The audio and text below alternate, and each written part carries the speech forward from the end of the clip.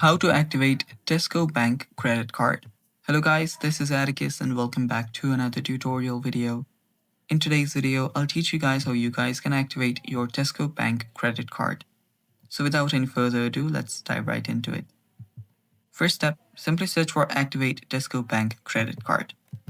After you do that, you can head over to this section that says how do I activate my Tesco Bank credit card. And after you head over there, they will basically teach you how you can activate your credit card. So from here, let's search for the answer. So let's search for credit cards and this one right here. So here the steps are that you will need to activate it through your mobile banking app. Sign in with the details. You can also do this from the website as well. So after you head over to your banking app or the website, simply register.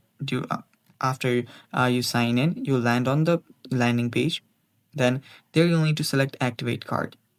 After you select activate card, you can then enter your CVV number from the back of your card and activate it. And that's how simple it is. And that's all for today's video as well. Thanks for watching guys. Stay tuned for more upcoming tutorial videos.